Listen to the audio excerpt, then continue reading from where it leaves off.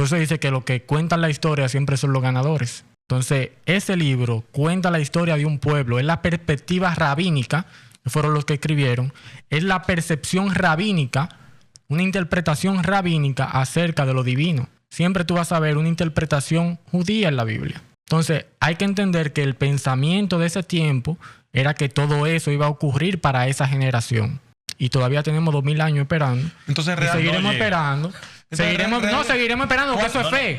Eso es fe. ¿Cuál sería entonces un camino de una persona que quiera llegar a la verdad desde el punto de vista tuyo? Entonces, no se puede confiar en ese texto por lo que sea. No, yo no me atrevo a decir eso, porque todas las culturas en su libro sagrado dicen lo mismo.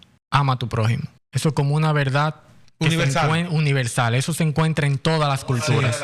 Al final yo creo que el Cristo, eso se resume en el amor. Yo creo que todo se resume en el amor. Ama a tu prójimo y ama a tu Dios. El que sea. Si tú adoras a Buda ya... El que sea. Yo digo el que sea. O sea, ama a tu prójimo y al Dios que tú elijas. Claro, porque... No, al que tú elijas no. El que tú elijas no. El que tú creas. El que te tocó. Porque tú no decidiste... Claro, tú no decidiste nacer en Dominicana. Si tú hubieses nacido en Asia, tú fueras seguidor de Buda. O sea, nadie tiene la culpa de nacer en una cultura que no eligió. Entonces, si yo nací en Asia, mis padres me inculcaron la religión budista. Contrale, sigue la religión budista, que cuando tú estudias la religión budista... Es bacana. Óyeme, te enseña a que tú tienes que... te enseña sobre el amor al final. Te enseña como que tú tienes que sacrificarte tu parte carnal por alcanzar un nivel espiritual al final. Todo se basa en eso. Por lo tanto, tú no entiendes el concepto de pecado, como tú sabes, como este sistema de contable donde tú tienes como, estás anotando todas las cosas, pum, pum, pum, pum, pum, y después tú pides perdón y borras la lista. El pecado, y te pone si vamos a hablar del pecado... O sea, ese sistema, el sistema normal que cree la gente, donde hay un conteo de errores, donde si tú pides perdón con arrepentimiento te borran el listado en cero, donde si Jesucristo llega y tu listado está en cero, te salva. No, pero si tiene acumulado ahí par de saldo a favor, te pierdes. Señores, Dios... o sea, si tú le preguntas a 1000 gente, yo lo estoy diciendo de una forma tal vez que puede ser, no sé, hasta cómica, ¿verdad? Pero en la percepción normal de la mayoría de personas es que hay alguien llevándote una contabilidad de errores. Dios... Que Jesucristo pagó por los errores, pero tiene que arrepentirte para que te lo borren. Exacto. Cuando tú te arrepientes, te lo borran, pero si te muere ahí mimito y tuviste la suerte, te salva. Pero si sigue vivo, puede que siga cometiendo errores. Y hay un ciclo en el que comete errores y pone la cuenta en cero. Y tú ruegas a Dios que Jesucristo venga con tu cuenta en cero. Esa es la cosmovisión, que si agarro 1000 gente y le pregunto una por una, más o menos te lo van a decir con diferentes palabras, pero eso es lo que creen. Mira, al final todo es interpretación en esa parte. Todo lo que tiene que ver de la muerte para allá, todo es interpretación. Ahora, yo personalmente te voy a dar mi punto de vista. Yo entiendo de que si Dios es omnisapiente, Dios no tiene que esperar a que tú peques para perdonarte. Eso es lo que te arrepientas. Porque Dios todo lo sabe. Dios sabe antes de crearte. Le dijo a Jeremías, desde antes de tú nacer, ya yo te di por profeta. O sea, yo no tuve que esperar a que tú nacieras y crecieras para que tú seas profeta, sino que desde antes yo te di una función. O sea, Dios no habita en el tiempo. Esa frase de el tiempo de Dios, eso no existe en la Biblia. Dios no tiene tiempo. Dios habita en un presente absoluto. Dios trasciende el tiempo. Lo que tú conoces como tu futuro ya existe, solo que no se ha manifestado. Tú no lo conoces porque tú no eres omnisciente, pero Él sí. Entonces, cuando tú dices, no, que yo voy a pecar para arrepentirme, Dios no anda con un borrador y un bolígrafo, de que esperando a que tú peques para anotarte y esperar que tú te arrepientas para borrarte. Dios no se maneja de esa manera. Habrá un sistema como el blockchain automatizado donde Él no tenga que ocuparse personalmente de cada quien. No, Dios no se maneja de esa manera. Estamos hablando de un ser perfecto. Estamos hablando de un ser que el mismo David dice, mi embrión vieron tus ojos y en tu libro estaban escritas todas las cosas que luego en mi vida fueron formadas. O sea, no estamos hablando de un pana que anda jugando a los dados, como dice Einstein. O sea, entonces tú asumes que todo lo que falta para el resto de tu vida es como un guión que está escrito. Está escrito. Que tú no lo has vivido, pero ese guión, tú Está sabes, escrito. ya estaba. Es decir, que la gente no tiene libertad de cambiar el curso de los acontecimientos de su vida y que el libre albedrío entonces es un mito. La Biblia no habla de libre albedrío. Te pregunto No tu es un tema percepción, la bíblico. tuya, la percepción te estoy tuya. respondiendo. En la percepción tuya, como todo ya sigue un patrón lineal establecido, solo que tú no lo sabes, En cuanto a entonces las... tú no tienes ningún poder de hacer ningún cambio para nada, porque el que estaba destinado para perderse está escrito en el guión y el que estaba destinado para salvarse ya estaba escrito tú en el no guión. tienes la capacidad de tú cambiar tu destino cuando tú ni siquiera tuviste la capacidad de decidir nacer. O sea, ¿cómo vas a decir que tú tienes la rienda de una vida que tú no decidiste cuando empezaba? En cuanto a la predestinación, el mismo Jesús dice, nadie viene a mí si mi Padre no lo trae. O sea, aún la capacidad de creer, la fe que tú tienes, Pablo dice, ustedes ni siquiera se enorgullezcan de la fe que ustedes tienen, porque aún la fe que ustedes tienen es don de Dios, que Dios la da a quien Él quiere. La capacidad que tú tienes de creer no nace en ti, es Dios que te da la capacidad de creer. Oye esto, somos nosotros que hemos dicho, no, yo tengo la capacidad, todo eso es humanismo. El libre albedrío. Todo eso es humanismo, no hay un texto que hable de libre albedrío, al menos no literalmente. Sin embargo, sí hay textos literalmente de que hablan de predestinación. Textualmente predestinación. Y si nos vamos por la etimología de la palabra predestinación, es darle un destino a algo desde antes. Desde antes de. Si ya yo fijé tu destino, tú puedes dar toda la vuelta que tú quieras y al final para allá, tú mueres aquí. tú vas a morir aquí. Eso es no la interpretación, esa es la etimología de la palabra. O sea, tú dices que en la Biblia no hay referencias a que el humano tiene libre albedrío de elegir. Para salvación no. Para la derecha o para la izquierda. Para salvación no. No. Para salvación no. La salvación no le corresponde al ser humano.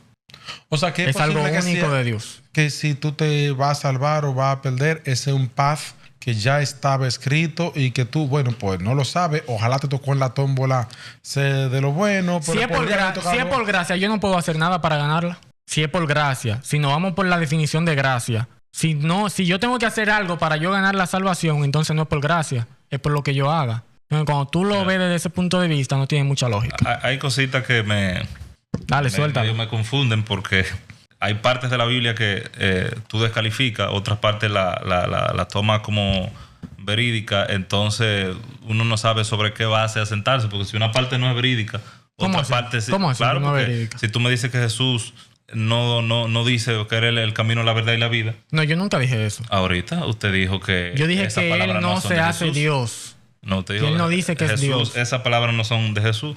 También ahorita, por ejemplo, usted cuando yo le dije que Jesús, dije yo pongo mi vida y la vuelvo a tomar. Señores, no saquen mi palabra de contexto. Que la frase no sea autoría de Jesús y que no la haya dicho son dos cosas diferentes. Él sí la dijo.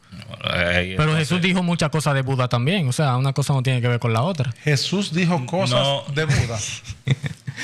Dame No te vayas por ahí, dale. No, como no vayas por ahí. Tú tiras una bomba y entonces no tiene que dar. Es que es influencia. Jesús vivió 600 años después de Buda. 500, 600 años después de Buda vivió Jesús. De Gautama, tú dices. Ujú. Sí, pero dale. Nos quedamos. Sí lo dijo. Jesús es el camino, la verdad y la vida. Continúa. Porque, como te digo, cuando hay partes que tú me dices, no, eso fueron los discípulos divinizando a Jesús, entonces Claro. hay partes que necesariamente tú estás diciendo, no, esas partes no son correctas. No. Si tú me dices, Es que dame yo explicarme. siento como que no me explico bien. O no, yo no estoy entendimos. hablando Si de... tú me dices que los discípulos divinizaron a Jesús, ¿verdad? Hasta ahí vamos ¿Quién bien. escribió esos libros? Sí. Divinizaron a Jesús, correcto, ¿verdad? De una u otra forma, yo estoy aceptando que por lo menos esas partes que divinizaron a Jesús son incorrectas. O no vamos claro ahí. Que tienen que ver con una percepción humana. Con la percepción que tienen esos discípulos. el autor. Lo mismo pasa con Pablo. O sea, yo no te estoy diciendo algo absoluto. No, Yo te estoy hablando de lo que dice Pablo. Pero lo que dice Pablo se contrapone con lo que dice Juan. Lo que pasa es que cuando tú O sea, son percepciones de los discípulos no tienen una misma percepción acerca de Jesús. Juan entiende que Jesús murió por todo el mundo, pero Pablo dice que no, que fue por unos cuantos, que fueron predestinados. O sea, no todos tienen la misma percepción acerca de Jesús. Eso es lo que yo estoy planteando. A lo que me quiero referir es que cuando argumentamos entonces una parte válida y otra parte, como tú propones ahora, de la predestinación, que no tenemos el control básicamente de esto, es porque tú me estás dando bueno y válido el concepto, por ejemplo, que expone Pablo de la predestinación. Pero no lo estoy absolutizando. Te estoy diciendo que esa es la percepción de Pablo. Pero la pregunta del ministro acá fue, desde su punto de vista, básicamente. Y yo... es que yo no estoy... vuelvo y repito. Porque yo estoy hablando en cuanto al texto. Pero en cuanto al texto. Lo que pasa es que yo no puedo simplemente hablar del texto y arrojarlo ahí. Bueno, eso es lo que dice. Pero, yo no sé pero de eso que estamos hablando. Bueno, realmente sí se puede. Pero es que de eso que... Claro. Desde ahorita yo estoy diciendo, yo no estoy hablando de mi punto de vista. Incluso le dije a él, el texto no tiene libre albedrío de manera literal, lo dije. No, yo no lo sé, yo lo estoy preguntando. No, yo lo dije ahorita. La palabra yo dije, de manera textual, la Biblia no habla de libre albedrío, pero sí habla de predestinación, pero yo no estoy dando mi punto de vista. Lo que pasa es que si tú me dices, mira, no hay libertad, o la Biblia, conforme a usted me explica, no te da el libre albedrío, ¿verdad? Es como dejarlo ahí. ¿A quién yo le digo que no, que eso no es así, si ese no es su punto de vista? A lo que yo me quiero referir, todos tenemos que tener un punto de vista. Claro, pero que yo lo exponga es otra cosa. Ese punto de vista es el que se supone debemos de debatir. No, eso es falso. Las creencias personales no se debaten. Se debaten los argumentos bíblicos. Uh-huh. Yo estoy exponiendo argumentos bíblicos. ¿Tú tienes que creer el argumento, aunque sea? Es que yo estoy exponiendo argumentos bíblicos, brother.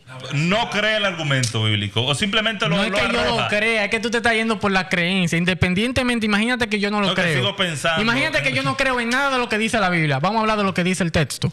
Independientemente de mi creencia.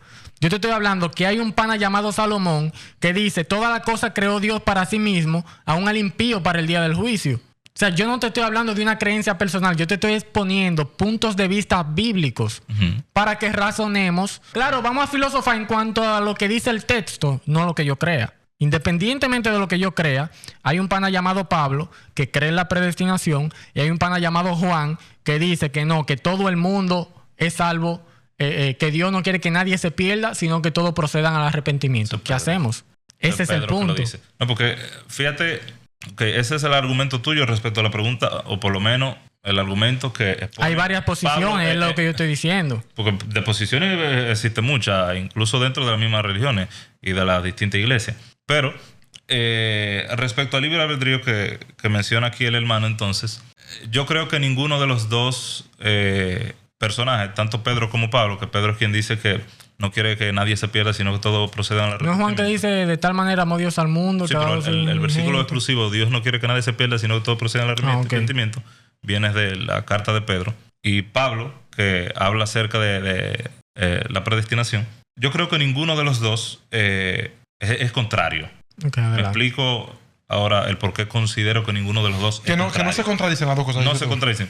Por eso te decía que el ministro acá ve este punto de vista y usted ve este punto de vista, no quiere decir que los dos están simplemente están viendo un punto de vista diferente, pero no quiere decir que se contraponen.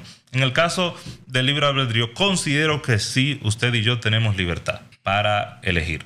La salvación. ¿Basado en qué? Primero voy. Ciertamente Dios es omnisciente, conoce todas las cosas, sabe todas las cosas, hermano, de aquí a 4 millones de años. En eso estamos de acuerdo, en la exposición que usted indicó de esa parte. Que Dios conozca todas las cosas no quiere decir, como usted indicó ahorita, de que yo tengo que seguir un libro que ya está escrito de mí sin que yo haya elegido siquiera las acciones que tomo. Yo considero que sí tenemos decisión para nuestras acciones, porque por el contrario tampoco podríamos culpar a nadie por un homicidio, porque si no tengo control de mis acciones, ¿por qué alguien debe de culparme? En ese sentido me refiero de que tenemos la libertad para elegir. Si hay si una persona mata a alguien, es evidente que fue porque esa persona quiso matarlo, no porque ya Dios había escrito. No, tú tienes que matar, a menos que te haya entendido mal en la idea que tú estabas expresando. No, dale, continúa. Entonces, si te entendí correctamente, entendí que tú decías que no tenemos la libertad ni siquiera para eso. Para elegir la salvación, no. Ok, estamos hablando solo de la salvación, Yo no de me la refería a la libertad salvación. de acción. Ok, ya ahí Incluso dije que tú puedes dar toda la vuelta que tú quieras y al final vas a caer esa al parte de la punto. salvación es un tema de debate. Obviamente existe en muchos lados. Yo puedo argumentar una cosa, otro puede argumentar otra cosa. Hay religiones para eso. Es un tema que todavía es difícil. Por eso yo concluí diciendo que la salvación le concierne simplemente al Creador. Pero que si tú no entiendes, si tú entiendes que el espíritu vuelve a Dios sin ID, sin conciencia de sí mismo, ¿qué es lo que es la salvación? Muy buena pregunta. Sí, porque hablando de que la salvación es de esto, ¿qué ¿Salvación de eso? qué? ¿Qué es la salvación entonces? Me gustaría escuchar la versión de él. ¿Salvación de qué? Ya esa salvación, realmente, esa versión es la común que todo el mundo se sabe. Yo quiero saberme la tuya. No, déjame escuchar. ¿Salvación de qué? ¿De qué vamos a ser salvos? Primero, la salvación que nos habla la Biblia, o la vida eterna, que podríamos asumirlo como sinónimo. ¿Usted lo entiende como un sinónimo? Mira, yo no entiendo nada. Vamos entonces desde cero. La salvación que nos habla la Biblia lo dice con varias vertientes. Uno, estar junto al Señor. Sería una forma de definirlo. Número dos, como define el libro de Apocalipsis, no te tocará la muerte. Aunque especifica la muerte segunda, pero eso es otro tema. La cuestión es esa. Y no me refiero a la muerte física, porque todo obviamente menos lo que el Señor recoja. Pero en fin, la salvación esencialmente se refiere a estar con el Señor. Ya viene lo que es la parte posterior a lo que nosotros llamamos al juicio final o al último día, donde el Señor entregaría a cada uno conforme sea sus obras, dice Apocalipsis, y habitaríamos en lo que usted estaba exponiendo ahorita, calle de oro, mar de cristal, que sería los mansos heredarán la tierra, que fue que dijo el caballero acá. Pero la salvación esencialmente significa estar unido al Señor. La salvación no tiene que ver entonces con el desenlace del juicio que implica que las almas que se salvan van al cielo a vivir con Dios. Van a estar con el Señor, sería vivir con Dios, pero la Biblia especifica si tú estás en comunión con Dios, ahora mismo está tierra nueva, de manera que los mansos heredarán la tierra. Lo que tú quieres entender es que quizás, bueno, pues efectivamente fíjate, yo no te planteo moriste sin Cristo. Estoy haciendo preguntas. No, por si quieres entender. Moriste con Cristo, te salva. Bueno, pues a lo que nosotros referimos salvación es efectivamente ya estar toda una eternidad con el Señor, unido al Señor en lo que la Biblia describe, en este caso, la tierra. Si tú me dices que, bueno, pues no hay cielo y que cuando la persona muere entrega ese aliento de vida que recibió, bajo esa premisa, ¿qué sería salvación? El concepto bíblico para salvación es un concepto muy parecido. Es raro porque el cristiano normalmente no dice eso. Lo que pasa es que asumimos cielo. Pero lo que realmente la Biblia habla acerca es de que se heredará la tierra. Él se fue más por el concepto bíblico que más porque por la teología. Porque la teología no entiende eso. Pero el concepto bíblico es ese. Es una vida aquí en la tierra. Una vida terrenal. Los 1000 años. O sea, el concepto, la vida eterna. El concepto judío siempre es terrenal. Nunca el judío tú lo vas a ver pensando de que el cielo allá en la tierra. Nunca. Unos exponen ciertamente todo terrenal, incluso ni milagro hace el Señor para esa rama de judíos. Y otros les ponen un poco más Pero ese es el concepto de salvación, es terrenal. Pero estar en el Señor. Lo que pasa es que ya... cielo nuevo y una tierra nueva. Cielo nuevo, tierra nueva. Pasaron y lo demás... Es un reino terrenal que esencialmente es estar unido al Señor. Alejado del pecado, estar con el Señor. La Biblia incluso te describe, ya no va a haber sol porque el Señor será quien alumbrará todas las cosas. Esto no es todo. Esta es solo una porción de un capítulo completo. Así que si te gustó este contenido, accede a la descripción para que encuentres el enlace y puedas ver el podcast completo de donde fue extraído este clip, para que no te quedes sin los verdaderos códigos.